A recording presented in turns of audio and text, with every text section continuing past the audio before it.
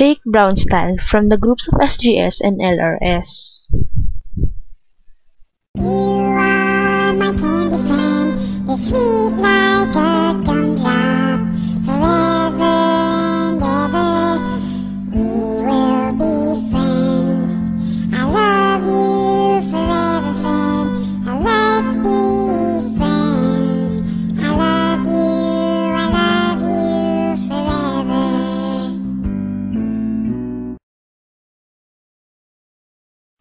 Sara May Torocha.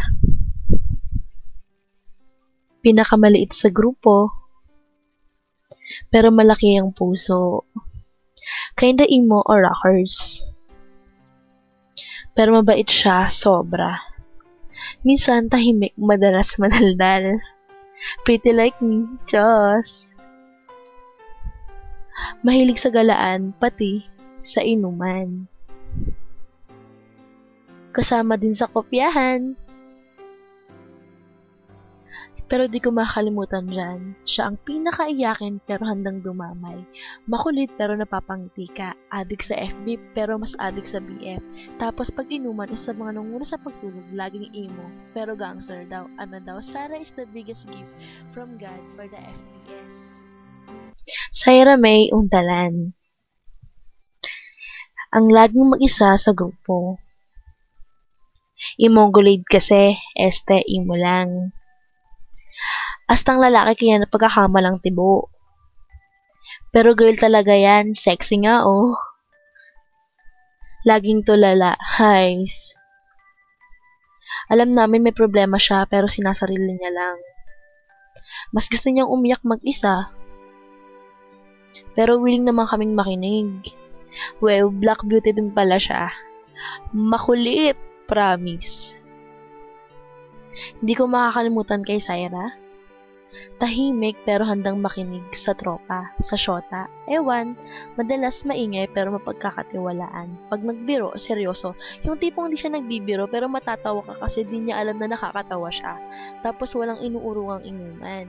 Masipag din siya, wag na alamin kung saan. Sara is the most weird gift that FBS have. Weird but meaningful.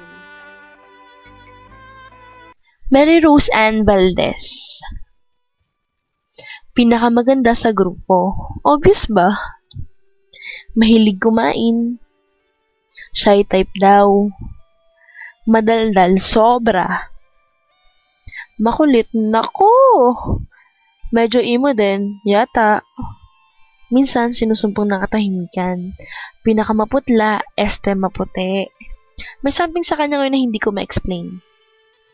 Parang may nararamdaman siyang hindi niya ma-express. Hay, basta, malalaman ko din yun. Hehe. Nahahawa na din minsan sa pagkatulala. Something about Ana. Pag nakainom, laging present sa CR. Founder ng FPS pero di maangas. Minsan tahimik pero pag nagdaldal, waan to sawa.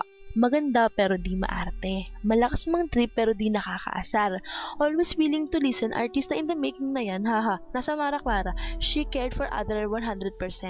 Mapagkakatiwalaan din siya 99%. Anna is the angel sent from above for the FBS to make us a better person.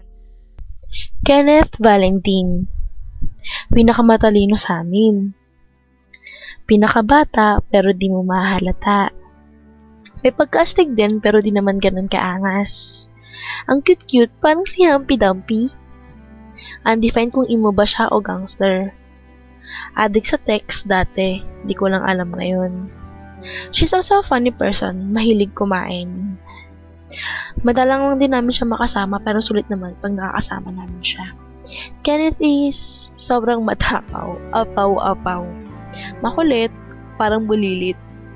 Matalino, pero di mayabang. Madamot sa pagkain, pero matakaw kasi talaga eh.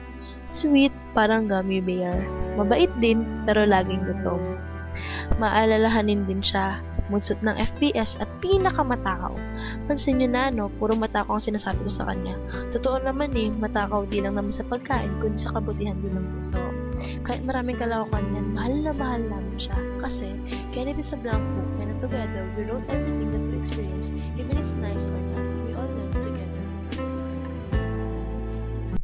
Mary Ann Veran. Kinda gorgeous. Simple din, minsan may pagkamaarte. Mabait siya, maalalahanin. Habulin din ng mga boys. Siya, define din ang pagka-emo. Pagka-birthday kami, parehong may sapak. Medyo chubby, pero mas sexy ako, haha.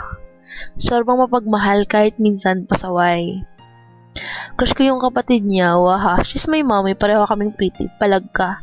For my dearest mommy, she's kinda kikay pero hindi ganun kaarte.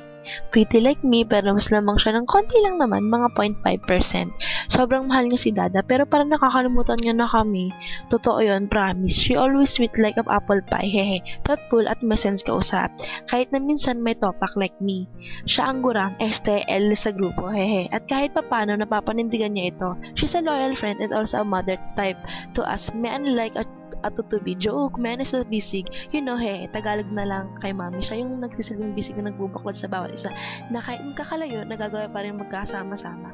Siya yung nagsisilbing namin magulang na mahal namin at mahal na mahal din kami. Nakse. Fake Brown Style, happy 1 year and 2 months. Sana huwag tayong makalimot sa mga alaala nang tayo magkakasama. Mga tawanan, kalokohan, iyakan, o kalungkutan. Tayo pa rin ay nagdadamayan. Kahit marami na ang nagbago sa bawat isa, naway manatili ang pagtitiwala at pangunawa para sa ikatatagal ng ating samahan at pagkakaibigan.